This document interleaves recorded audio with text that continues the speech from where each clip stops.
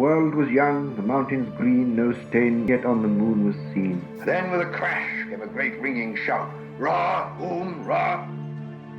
3 rings for the elven kings under the sky, 7 for the dwarf lords in their halls of stone, 9 for mortal men doomed to die, 1 for the dark lord on his dark throne in the land of Mordor where the shadows lie. 1 ring to rule them all, 1 ring to find them, 1 ring to bring them all, and in the darkness bind them in the land of Mordor where the shadows lie. Talking about Tolkien, Pen. Get all your mic punching out of your system now. We're diving right in. Dive right in. Chapter 5 of The Two Towers, The White Rider, Ben. The White Rider. Yeah. So we're going back to Legolas, Aragorn, and Gimli. It was like three chapters ago when they ran across an entire open field for days on end. They inhaled that green scent. They got some cool nicknames, and then they hung out at the edge of the Fangorn forest. And then we went back in time to look at where the hobbits ended up. And now we're back on the trail of the hobbits, Ben. Yep. Well, actually, this is kind of a weird shift back in time, too, because this starts like the day after Treebeard picked them up.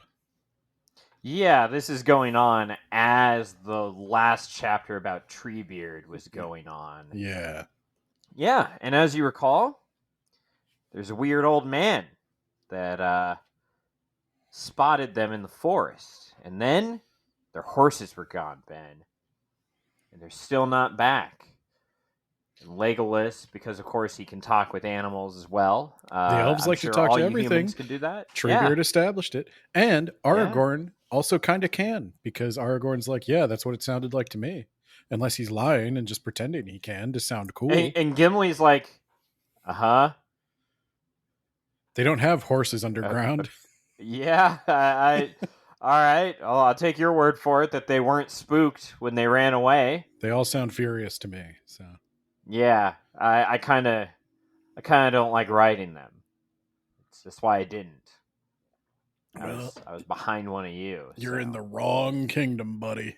He remembers that more and more every day. Almost everybody here's name means horse something in Old English, so get ready for that. I mean, it's Rohan. They're known for the horse things that they do, Ben. Yeah, I'm glad you're keeping it tame for me this time. So, Legolas, he thinks he's figured it out. He sees some tracks, right? He's like, all right, it looks like over here, the hobbits cut themselves free with this knife. Now, I don't know why they had to cut themselves free if they weren't bound. Like, if they were bound, how did they do that? And if they weren't, like, why would they need to? I know. Okay. Obviously, he cut both his arms and his legs free, and then, since there is no trace of them, they grew wings and they flew away. Easy. I know he's joking, but Aragorn is like, okay, we'll call that, we'll put that in our back pocket. I think, we'll put that on the fridge, Legolas. Yeah. Yeah, I think maybe something else happened. But I think you're right. They cut themselves free, but they were dragged here by an orc. So that's part of it. And then that orc was killed and dragged away, but they were not dragged away to be burned to death, which is good news. Good news. They're not on a funeral pyre as we speak. And then, as you see here, they ate some lembas bread. That's very hobbit behavior. You're in the middle of a war zone, but you need a full stomach. Okay, you can't go to war on an empty stomach. That's ridiculous.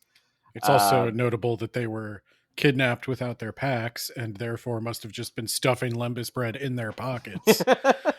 Which also points... We'll address that later. We'll address the fact that they've just been pocketing lembas bread for days and days.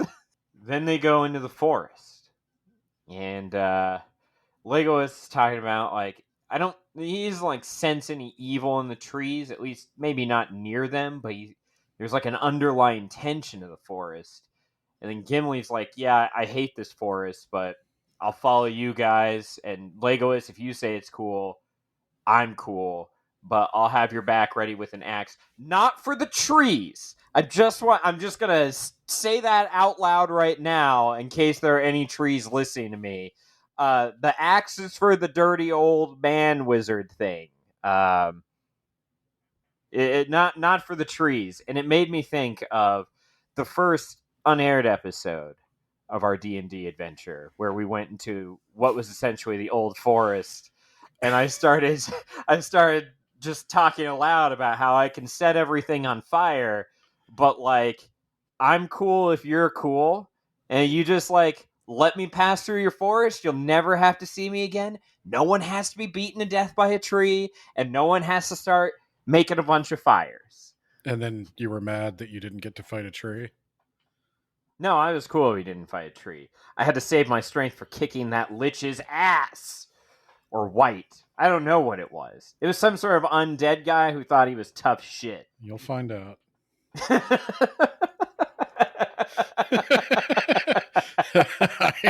don't know what else to tell you. You keep talking that up, and every time I'm like, it's just I'm gonna one of these days.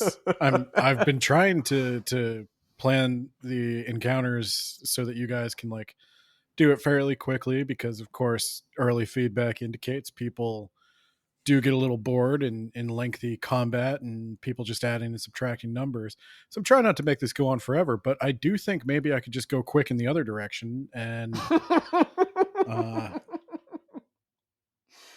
I'll die as a hero. Not the hero that we needed, but the hero we deserved, Ben. It is the hero Ravendale deserves. I'll give it that.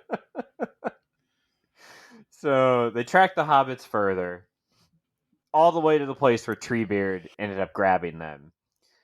And that's where they lose the trail. And then, as they're like, well, shit, where do we go next? Legolas is like, you see that? With my superior elven eyes? You guys have those too, right? And Aragorn's like, he kind of picks it up. And Gimli's also there. There's an old man down there. And they think they see like It's a coming flash right of a at white us. robe. Yeah, he is. He's coming right at us. They think they see a white robe underneath some dirty gray rags. And Gimli's like, it's Saruman. I knew it. I knew Saruman was going to be here. We're going to get him. Legolas, shoot him. Yeah. Legolas is like, I'm not just going to shoot an old guy in a forest. Like, he starts doing it. Aragorn's the one that has to tell him, like, guys, we're not murdering an old man.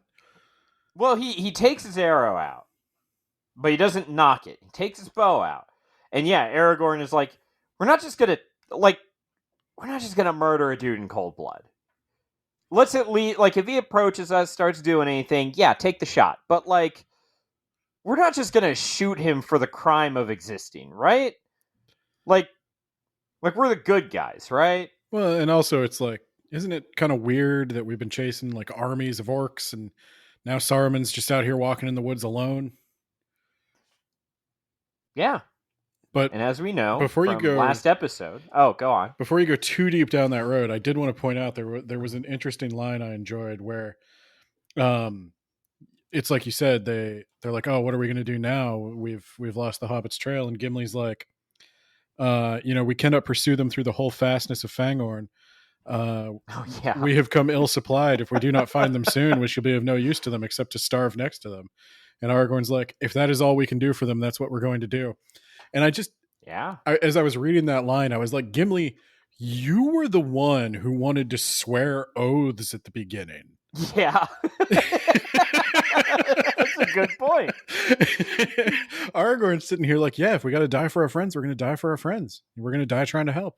Gimli's just like, oh, no, man. I mean, we only have food for like 2, maybe 3 more days.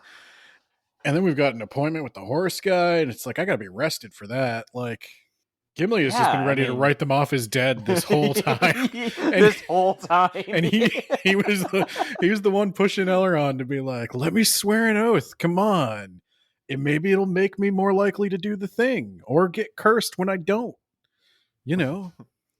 Yeah, maybe Aragorn should be like, Gimli, you want to swear an oath now? Yeah. That we're gonna find these guys? Or well, now it's like I'm getting some real strong you need to swear an oath vibes from you. Gimli, you would have been so cursed by now. Good on Elrond to be like, maybe we pump the brakes on that. Pump the brakes on that, because Elrond's like, hey, yeah, if you haven't seen the dark, don't swear to walk through the night, you know? And Gimli's like, nah, I'll do whatever I say I'm going to do. Unless I think they're probably dead. Yeah, there's a good chance they're maybe dead. They got that lembas bread. I mean, how long can that sustain them? A while. A long but time. They're probably still dead. Yeah. It's not like they're going to find like some magic water or anything. That'd be ridiculous. No. Or any food in a forest. Yeah. What even grows in a forest? Just trees. I'll tell you what. The hobbits know how to handle a forest, okay? Yeah. You don't know this about them, Gimli, but like... It's the one war that they won. Like, they're not trapped in here with the trees are trapped in here with them. So, anyway, this old man is like, hey, guys, I'm going to come up. It would be super cool if you didn't murder me on my way up. Can you maybe not fire an arrow into my face? Of course. Murder him on the way up, Legolas. Take the shot.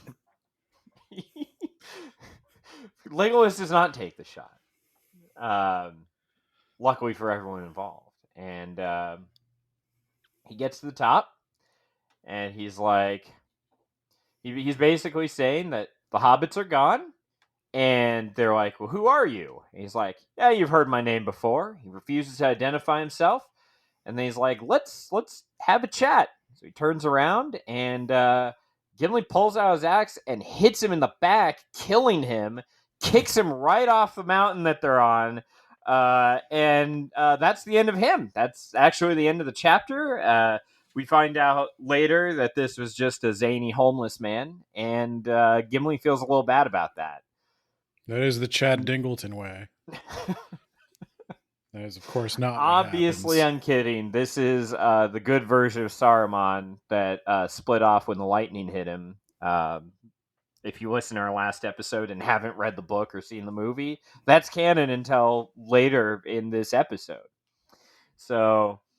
yeah, when he turns his back, he had some sort of spell where they did not want to murder him right away, and then like the spell is lifted and everyone draws their weapons, and Gimli's the one that goes for it. And I can't remember what Gandalf does. I think he disarms him very easily. So Gimli and also grows gigantic looking. There's a difference between the movie and the book here, but it is kind of subtle.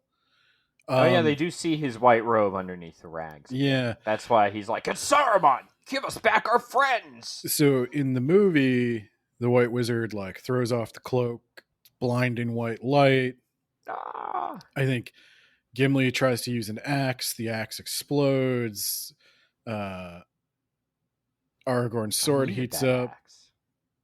And he drops it, and Legolas fires an arrow, and the arrow is deflected. In the book, Gimli drops his axe. He doesn't know why. And Aragorn's sword feels like it's on fire, and he drops it. And Legolas fires a shot, and the shot explodes into a ball of fire. Yeah. And... that's that ring power. yeah, and now... and that's how they're like, oh, Saruman can't command that kind of awesome Chad power. Obviously, this isn't Saruman. Like, it takes him. Plus, I heard that he's wearing different robes now. He's got the many colored robe. Well, that's what. Yeah, when Legolas's arrow goes up in fire, that's when he shouts, "Mithrandir, Mithrandir." Yeah, they remind him of his name, and he's like, Gandalf. That's what they called me. See the rings of power on how I got that name. That's what they call. Even though he answers to Mithrandir and has presumably been answering to Mithrandir for weeks because that's the name he was given first by the elves. I think only the humans and only the humans in the north call him Gandalf. He says he was rescued by the eagle, and he helped keep the eye off of Frodo in the last book. If you remember, it's groping around, it's trying to find Frodo, and it ends up landing on the other side of the river. Gandalf said he had a... we messed that one up in our episode, and I left it in.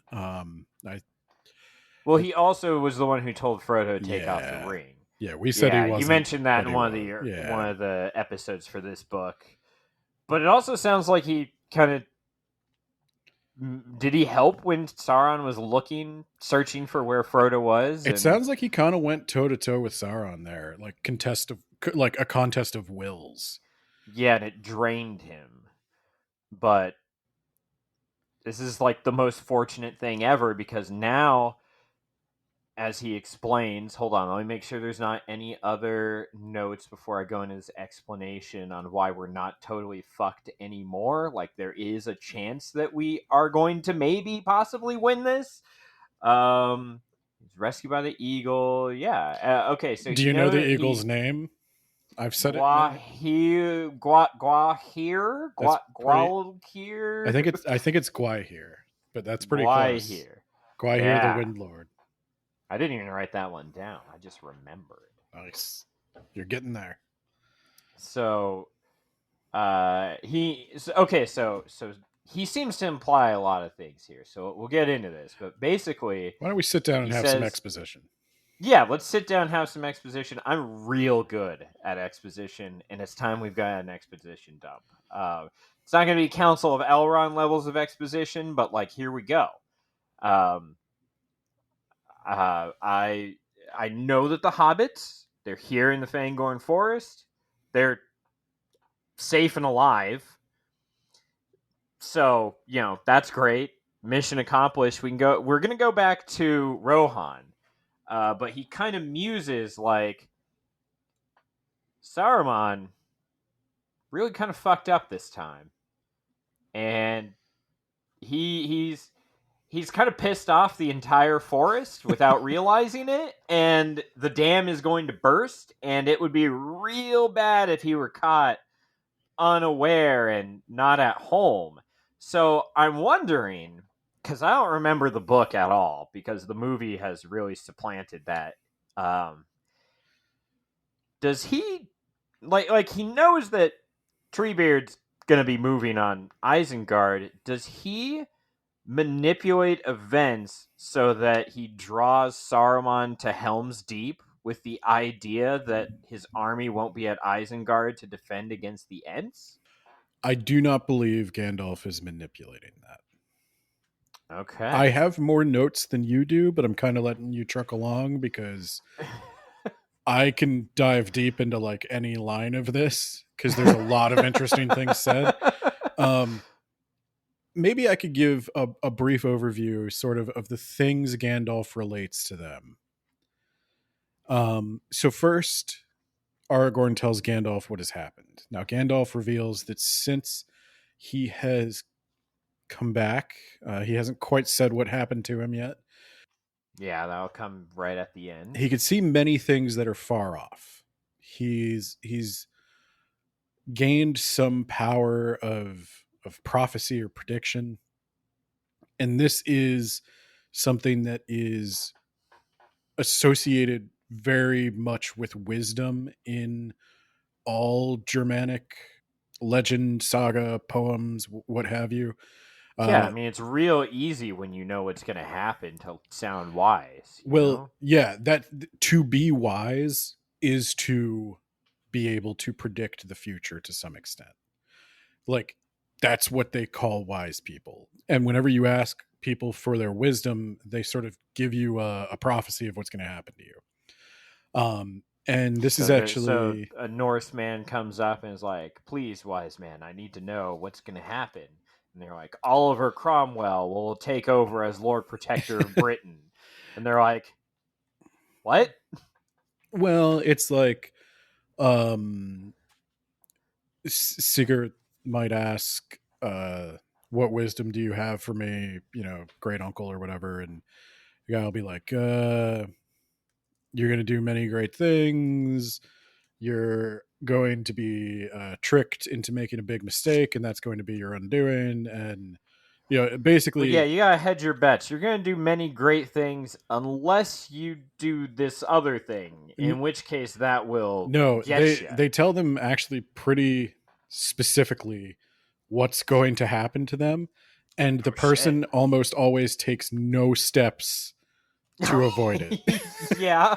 And yeah. I think I've heard it suggested, I don't know if this is something we could ever know for sure, but like maybe it's kind of like a thing of the genre of this like skaldic poetry that like, I'm going to give you what happens up front, so like the audience knows where it's going, and then the characters play it out. Because it can be a little confusing. There's Beowulf also does this a little bit too. Beowulf shows that he's wise by predicting that some of the plans of Hrothgar are going to fall apart on him. And that's like a total aside in the story. It really has nothing to do with the plot. It's just for some reason Beowulf goes into this long political diatribe about how this alliance marriage isn't going to work out. So there's a lot of that. So that's why Gandalf being able to see certain events happening in the future or their potential outcomes indicates his wisdom. And it's not clear if he's wise because he can compute all these variables and come to these conclusions, or if he's wise because he has the knowledge and then works backwards to figure out what he needs to do from it. So he doesn't know a lot of the micro details, and Aragorn fills him in on what happened. He has a really curious exchange when it comes to the point of Boromir, where Aragorn again tries to sort of soften the blow there. He does not say that he suspects Boromir of trying to take the ring and thus causing Frodo's flight. And Gandalf guesses that that's what happened. And he says that he's sorry for Boromir. He did not understand quite how much peril Boromir was in, and that Galadriel had warned Gandalf about that. And his attitude is very like, I wasn't there to see him chattering his teeth and muttering to himself. Yeah. He really went downhill quick. Yeah. But Gandalf realizes that that's not who Boromir was, that he was susceptible to the corruption of the ring. It's kind of Gandalf saying like, I didn't realize the stress Boromir was under and how that made him so susceptible to the ring. And he also implies that he kind of found redemption with his attempts at rescuing Merry and Pippin. Yeah, Gandalf says something that's actually really interesting. It was not in vain that the young hobbits came with us, if only for Boromir's sake. But that is not the only part they have to play. And then that's when Gandalf talks about the reason that they're in Fangorn. And then they're like, even Pippin? Yeah, Gandalf's like, at first I didn't believe it either. Like, God told me, like, I got a plan for Pippin. And I was like, God, are you sure? Like, I don't want to question God, but like, have you met Pippin? Gandalf mentions that basically the Ents were like, oh man, this close to being pushed over the edge. But when the hobbits show up and tell them the story, that's the final pebble that triggers the avalanche. Now things are going to move, and that Merry and Pippin are right where they need to be. And he explains, this is when he launches into the whole tactical analysis of Sauron and Saruman. Yeah. Sauron can't even imagine that they would try to destroy the ring. He's convinced that the ring has moved to Minas Tirith, and he's waiting for like, shit, who's the big tough Chad man that's gonna use the ring and try to usurp me? I gotta take out Minas Tirith now. he's not fully prepared, but like it's now or never. Let's do this. War. Yes, indeed, he is in great fear, not knowing what mighty one may suddenly appear wielding the ring, and assailing him with war, seeking to cast him down and take his place. That we should wish to cast him down and have no one in his place is not a thought that occurs in his mind.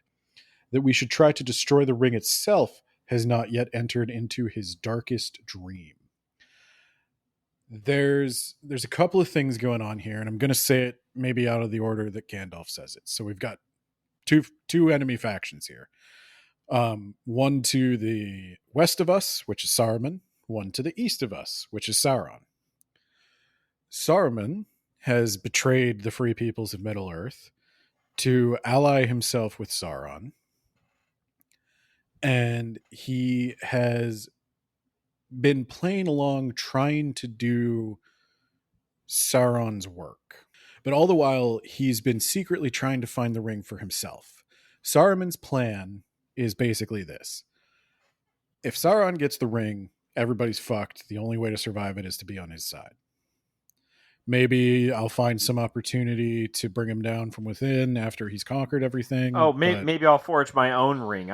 That's really coming along. You see, I've got one right he here. He has a ring, yeah. Yeah, it is a ring of quote unquote great quote unquote power.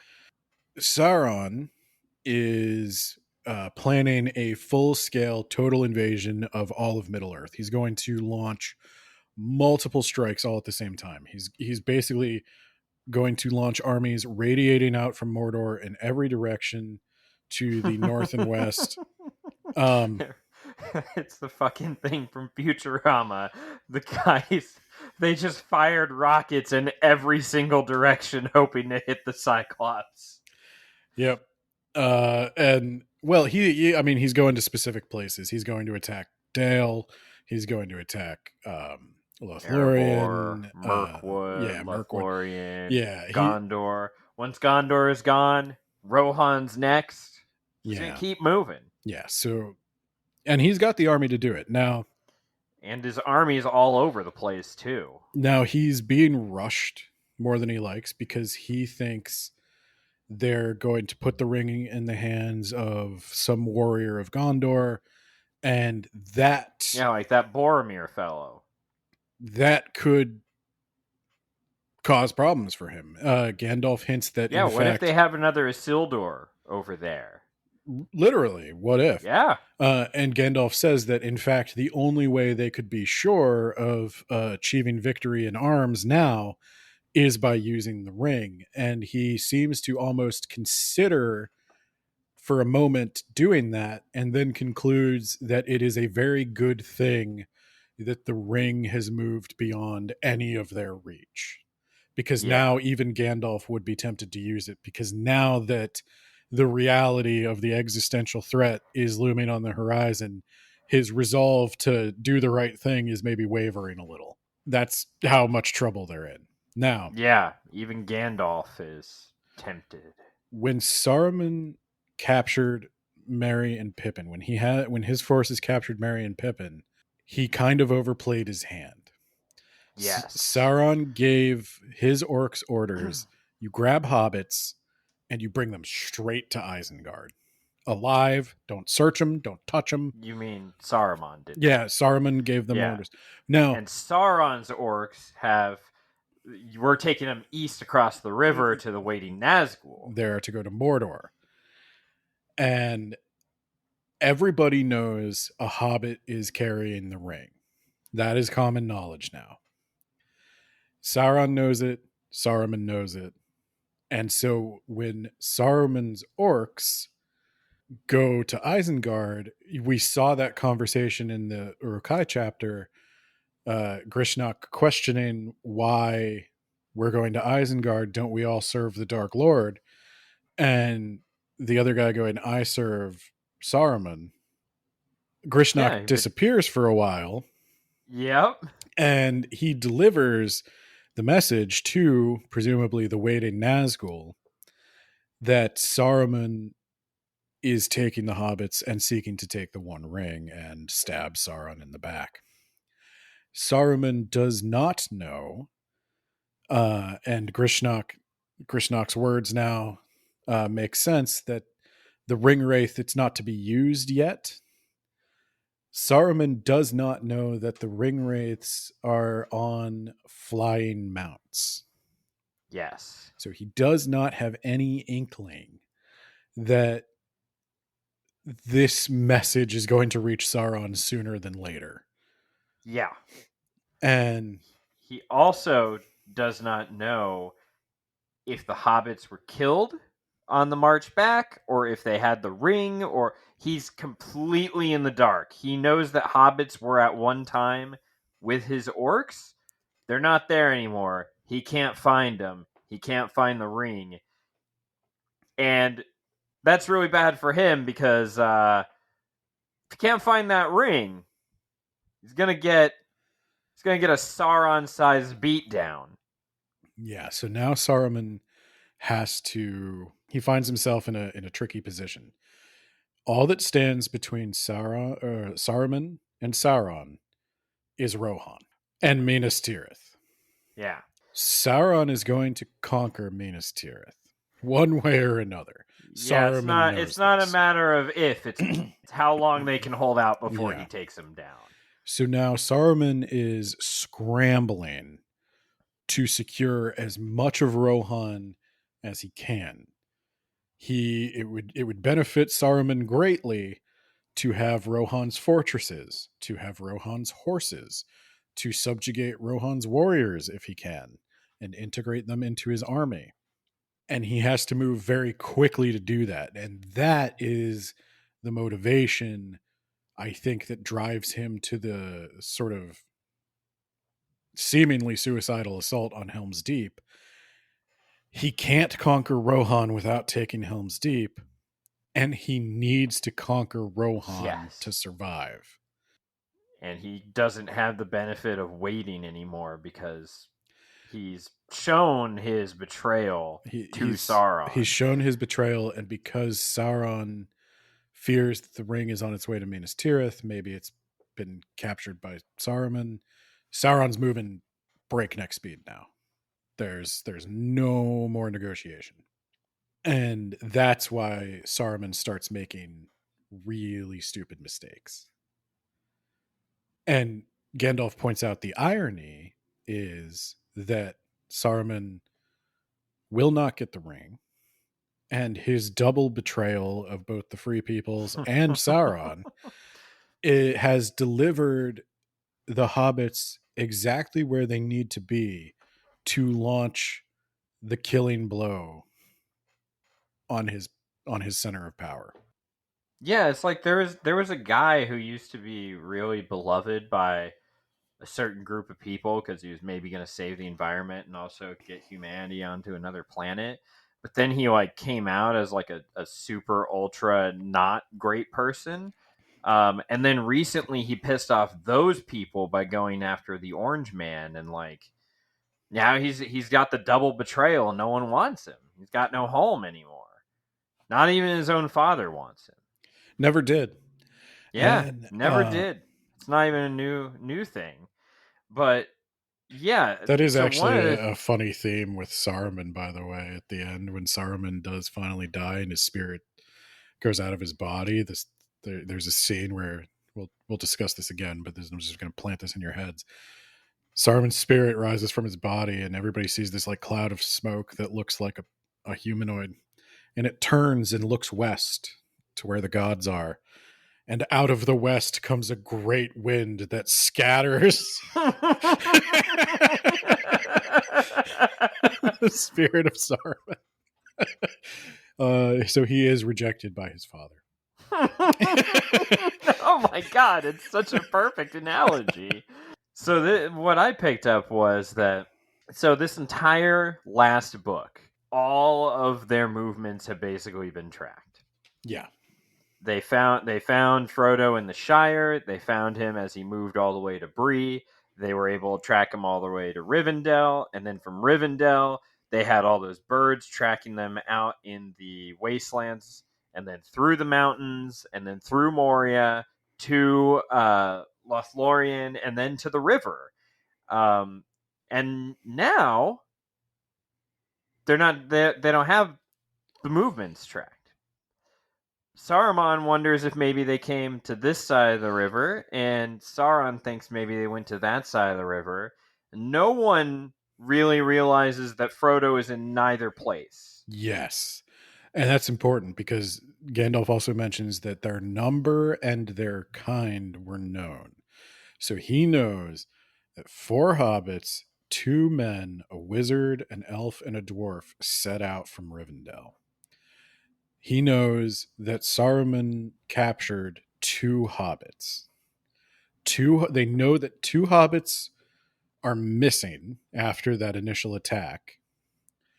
And now the 2 hobbits they captured are also in the wind. And that's another reason that Gandalf muses that Merry and Pippin are here, is because they throw off all the calculations. No one knows which hobbit has the ring. Did we get the one that had the ring? Well, if we didn't get the one that had a ring, at the very least we could torture them. And got a 50-50 shot. A hobbit is 2 of them. A hobbit is probably not going to last long under torture regardless, so we could at least find out where the other ones went. Unfortunately, they did not get a chance to torture the hobbits because Saruman couldn't risk his orcs finding out that they carried this all-powerful artifact and have the orcs take it for themselves, because you can't trust the orcs. And so this is a theme that's going on. There's all these opportunities. By all rights, their quest should have failed. If the enemy was capable of trust within their own ranks, they'd be doomed. But the evil is planting the seeds of its own destruction because they're constantly betraying each other all the time. And just after power, the Merry and Pippin should have been tortured on the spot to find out what they knew. Then they would know they were going after the wrong hobbits. They could have hopped across the river, caught up to Frodo, and Sam killed him. But sure enough, one of those orcs would take the ring for himself, and the whole dynamic of the war would change. So everybody's trying to do this sneaky bullshit. Yeah, then you'd have Grishnak, the Dark Lord. Yeah, for about 5 minutes. Gimli says something like, "Oh, it's a shame we can't just have Saruman and Sauron fight each other." And Gandalf says that we don't want them to fight each other because that would give the one or the other a decisive victory, and it would be Sauron, unless Saruman gets the ring. Unless that one ring that he forged on his own is just the bee's knees, you know? Maybe he's cracked the code with this one. But no, it would eliminate all doubt in their minds. Well, yeah, and I believe the implication is that Saruman's ring is not independent of Sauron's. I believe it suffers from the same defect. Well, it's also a loser ring. Yeah, but all ring making is Sauron's craft. There's something in the nature of ring making that makes it susceptible to the one ring. You think that the Lord of the Nazgul or whoever visited him saw that ring and was just like, oh. I think they definitely thought he was very sad. Okay, well, I think a lot of people, Grishnak included, were very happy when he betrayed them. So, yeah, basically, both enemies only have kind of suspicions on maybe where the ring is, and their suspicions are wrong. And that is a first for like the first time since Frodo and the gang left the Shire. That is our shot. They're scrambling right now. We have wiggle room for the first time. Following us this entire time with birds and evil men and black riders, and now this one time they are completely in the wind. And the thing is, they can't even like grab like Aragorn or someone, torture him, because even he doesn't precisely know where Frodo is. Yes. It's just Frodo and Sam. And another example of the evil planting the seeds of its own destruction. If Sauron had instead focused entirely on defense and on securing his borders, there is absolutely no way Frodo and Sam would get in. Yeah, and Gandalf mentions that too. It's great that it's not great that he's attacking Minas Tirith, but like for our purposes, it needed to happen. War is upon us and all of our friends, a war in which only the use of the ring could give us surety of victory. It fills me with great sorrow and great fear, for much shall be destroyed and all may be lost. There is one interesting thing that pops up in all of Gandalf's conversations, and I don't remember exactly where it pops up. But Gandalf says something to one of them says like, "Oh my God, we almost killed you," and Gandalf's like, "No, you didn't." I was going to bring that up. Yeah, no weapon that they have can kill Gandalf. And I was like, interesting. Gandalf says at this point that the only thing in Middle Earth stronger than he is Sauron. Yeah, I was gonna say something about the wraiths, but then I remembered even in his lesser form, he took on 5 of them at once, and it took all 9 of them to drive him off, but not defeat him. And now he's back. He held out against all 9 at Weathertop. Aragorn he went up against them, but them. he had to bail from them. I think he made it till 5 dawn. or 6. He made it till dawn. Oh, did he? Yeah. Okay. And they had to leave. Okay, so there you go. So in the movie, when the Witch King is there, and it looks like he's going to fight Gandalf, but he doesn't, it would have been a one-sided curb stomp anyway. Gandalf would probably be like, "Hey, where are your friends? Come on, at least give me a little bit of a challenge. You want me to wait until it's night out? I'll wait till midnight, but you bring the other 8. Let's go, man." Step into the ring with Gandalf. I think Sauron might have powered up the ring wraiths somehow. Gandalf's definitely got a power up, because the Balrog did give him problems. Yes, a lot of we problems. can talk about that. Yeah.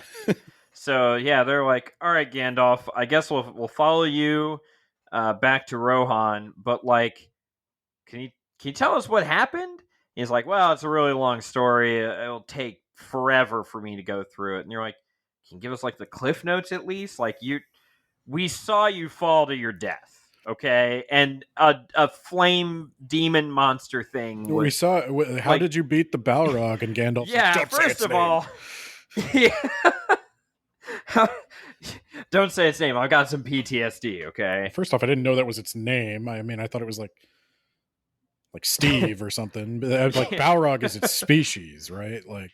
So, yeah, Gandalf was like, all right, I'll tell you a bit about it. So the last thing I remember is I was singing the song of Tom Bombadil, and Frodo was like, "Gandalf, we already used that on the Barrow Downs." And I remember my head shot over like, "You what?" And then the bridge collapsed. It's crazy. I was expecting, like, I really wanted to save that get out of jail free card at least until the Great River, but like, we got at least to Moria, right? But then I learned, like, we only got to the fucking Barrow Down. You got 2 hours from Tom Bombadil's house, and you had to use your get out of jail free card. Seriously? Well, okay, fine. Gandalf's still carrying the first health potion he picked up because he doesn't know if it's the right time to use it or not. So they plunge just forever and forever and forever. They're still fighting on the way down. And they land in what sounds like a pool of water without, I guess if weapons can't kill Gandalf, then surface tension can't either. And the Balrog, its flames go out, and it's like a weird, slimy creature. It sounds like gross.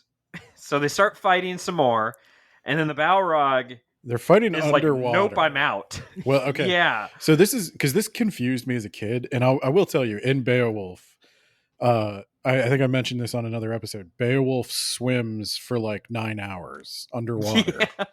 to reach. Hey, just like Indiana Jones when he was on that submarine. to reach Grendel's mother, Beowulf swims for like 9 hours, and then he finds an underwater cave. And so this part kind of reminded me of that. And Tolkien was he translated Beowulf. So they're underwater for this. So they and fall he swims out. They fall from the bridge. Yep. They land in the water. They're sinking in the water, down, down, down. Gimli's like, no one's ever measured that depth, and Gandalf's like, I have. It's deep.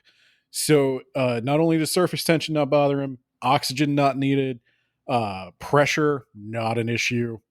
The dissolved gases in Gandalf's blood are just going nuts. It's magic. He's magic.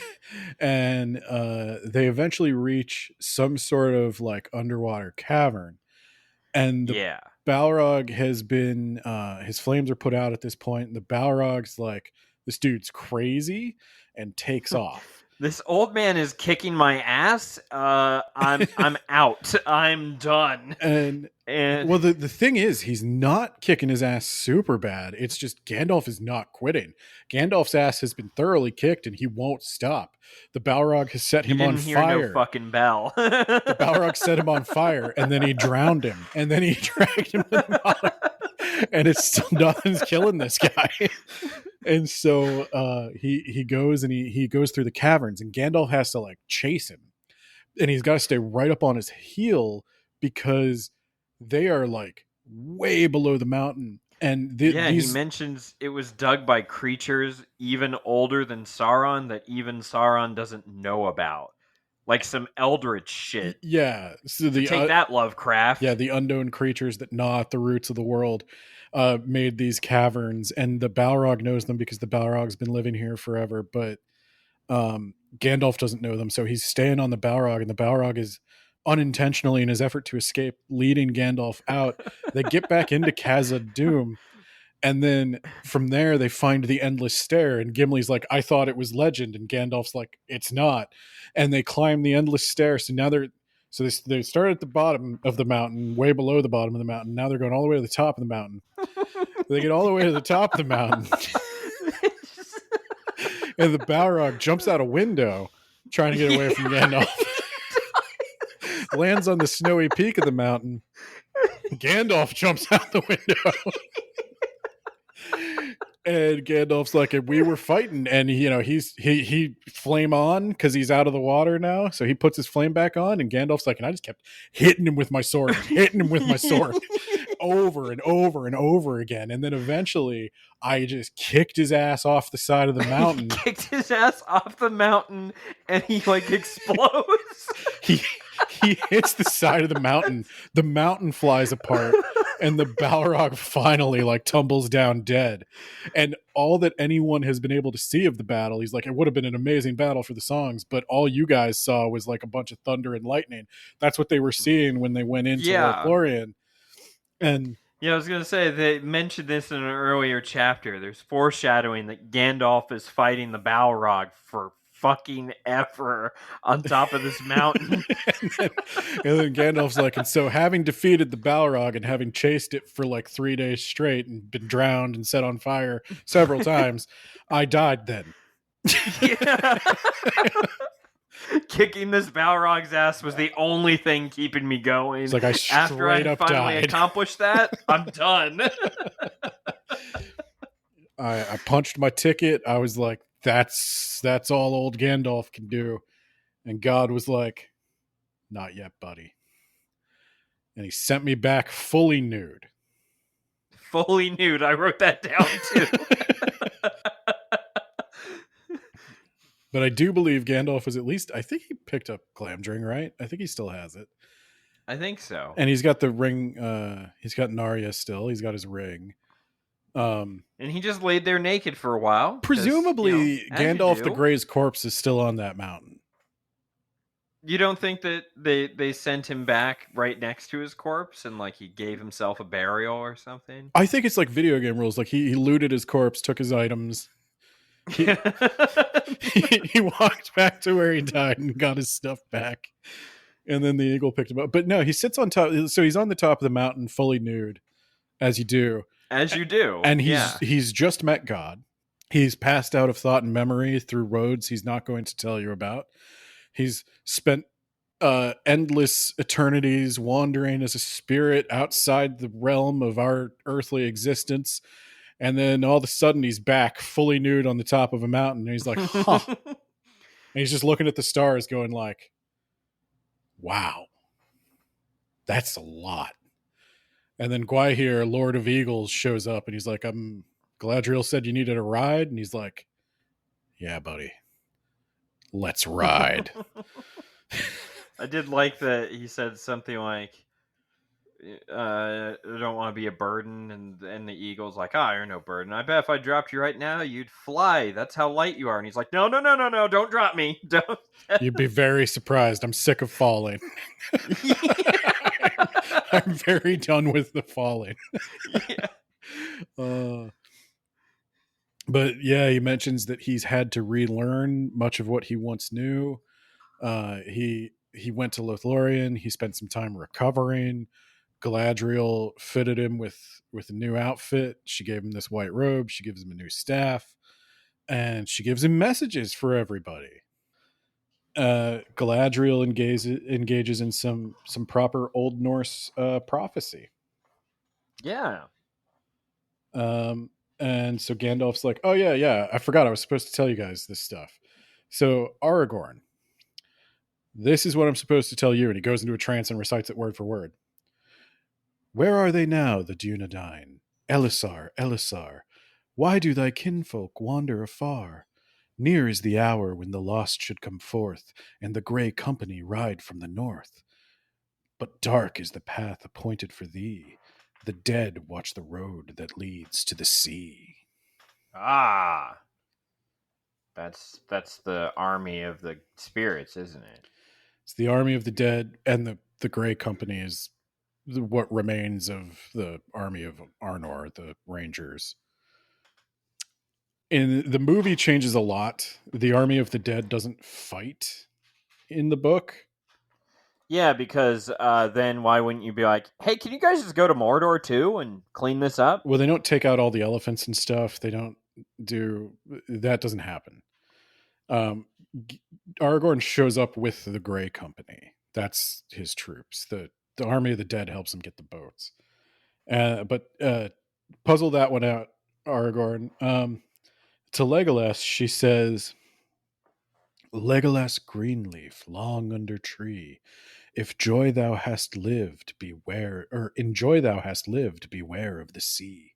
If thou hearest the cry of the gull on the shore, thy heart shall then rest in the forest no more. Well, it sounds like I'm going on the sea. This is a Norse adventure. I'm not doing anything to stop this. Let's go. Well, that is ultimately what happens to Legolas. Yeah. She's basically telling him that your time in Middle Earth is almost up. If you get within sight of the sea, you're going, and this is a thing that it'll come up in the Silmarillion, but it's something that's been in Tolkien's writings from the earliest.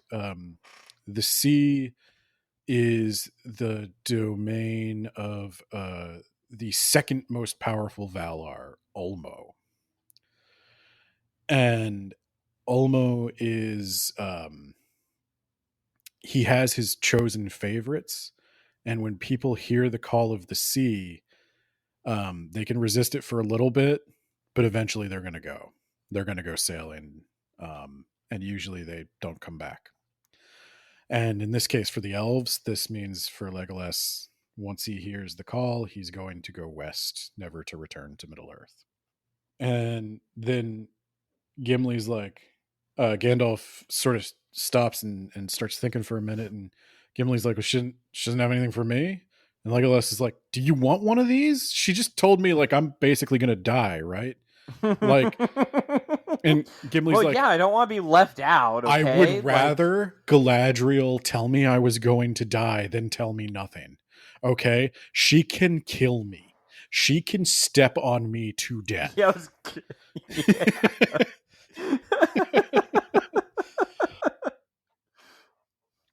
Gandalf opens his eyes and he's like, wait, what the fuck are we talking about? No, sorry. I spaced out there for a second. No, Gimli, she had a thing to say to you too.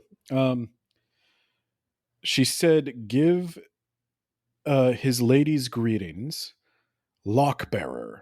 Wherever thou goest, my thought goes with thee.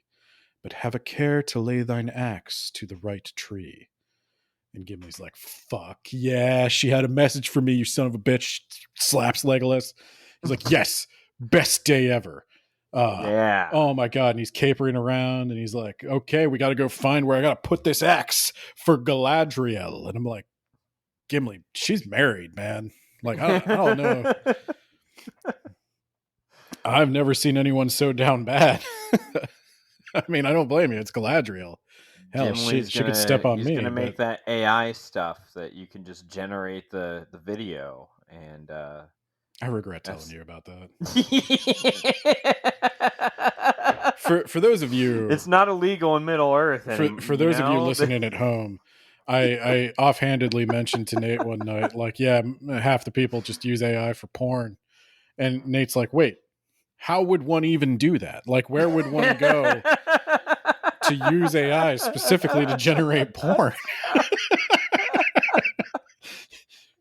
What address so we can all avoid it? Where would one go to? I'm asking for a friend. But yeah, so this is when they're like, well, what's our next move? Are we going after Merry and Pippin? Are we going to go find these, what did you call them, Ents? Are we going to go like attack Saruman? He's like, no. We're going to have to go talk to Theoden. I'm going to be honest. He's real salty about me stealing his horse. And I didn't steal it. He gave it away. That's his thing. Also, Shadowfax is his own horse. He can make his own decisions.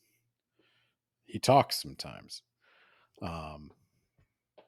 So no, they have to go to Theoden. Not all is well with Theoden. He hints that there's problems there. And I believe Éomer has also hinted that there's some problems there. Yeah, there's some sort of traitor in the court who's giving him bad information. I'm trying to figure out who it could be. I'm stumped. It's not Éomer, and it's not Éowyn, and it's not Durnhelm, who's never in the same room as Éowyn at the same time.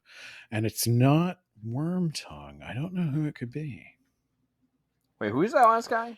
Durnhelm? Oh, yeah, no, I don't think it's him. Huh. So he says, we go at once to Meduseld, the hall of Theoden. Now, I have been reading Beowulf in preparation for Rohan, and I recognized Meduseld is Old English. That is Old English. And you know what it means? Horse. Mead Hall. Oh. Ao means horse, if you haven't figured that out.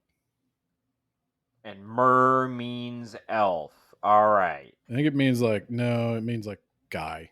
I think, yeah, I don't quote me on this. I'm not Old English. I think Éomer is like horse lord or something, and Éowyn is like horse lover, not the way you keep insinuating. Lover of horses. Yeah, that's what I've been saying. And the horses love you back. Theoden, I believe, just means king. All of the all of Rohan's names are Old English, if you want to get out a dictionary. And the funny thing is, many of these words are like, if you look them up, it's like, we know this word from Beowulf and also Lord of the Rings. Tolkien translated both. So Tolkien's the only, like, he's the sole speaker of this language as near as I can tell. It's like him and Chaucer. So yeah, Shadowfax shows up with the other horses. That solves the last remaining mystery. Oh, but Gandalf does say he was not the mysterious old man they saw at their fire. Yeah. I don't know. That actually was maybe Saruman. Maybe They say it was. It must be Saruman because Gandalf's Why like is all he I wearing white instead of his fabulous cloak. It's not the kind of cloak that you want to hide, you know? You need everyone to know that you're the wizard of many colors. Because he walked out in that cloak and the orcs just lost it. They're like, no. We're not taking orders from that. You're gonna need to dial back your fabulousness like 3 notches, buddy. No. Gandalf says it wasn't me, so it must be Saruman. But I don't know about that. That's weird. What the hell would Saruman be doing why would out he there? be in the forest? And why didn't he do anything to them other than set their horses free? The reason stated is Saruman may have been out and about in the forest because he knows Merry and Pippin got away in Fanghorn. And Gandalf specifically says, and this is kind of a dig at Saruman, he has no woodcraft, though. Meaning he's very indoorsy. He can't track anyone through the woods. He doesn't know how to pick up a trail. He doesn't know how to make a fire. Like, there's no way he's tracking 2 hobbits through the woods, and he's too stupid to even sense that, or not too stupid, but too like, gears and wheels. Too Saruman-ish. Yeah, too Saruman, too Saruman the every colored to to ever be a capable woodsman. So.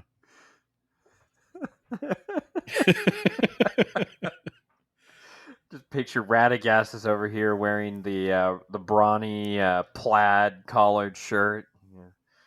Yeah. Just picture Radagast is the brawny guy, just with that dumb hat. Yeah.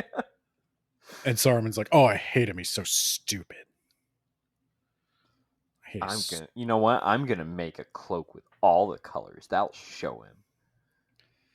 Has he even seen that I'm a ring bearer? Saruman is that dude who like, oh, it looks really cool when an anime character wears it. It must look equally cool when I go to the J.C. Penney wearing it. Like he shows up in the Vash the Stampede red coat. Or like the Neo from the Matrix, trench coat, like his black shades. Like, oh, I look so cool because Neo looked so cool. Oh, everyone's looking at me because they're jealous of me. I bet they're whispering to each other and talking about how awesome I am. I bet they want to buy some of my homemade jewelry. I'm a ring bearer, okay?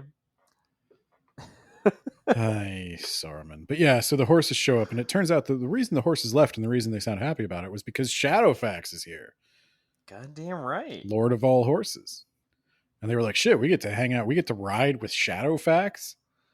Fuck yeah. And Shadowfax... My life is complete. By the way, the Gap of Rohan, total death trap. Filled with pits and fens and bogs and there's a million ways for a horse to break a leg in this land of horses. Shadowfax knows them all like the back of his goddamn hoof. And he is just leading them at speed through the plains. So they're going to be at Theoden's mead hall any day now. Hell yeah. That's where we're going to be next chapter. Next chapter. The King of the Golden Hall. The road goes ever on and on, down from the door where it began.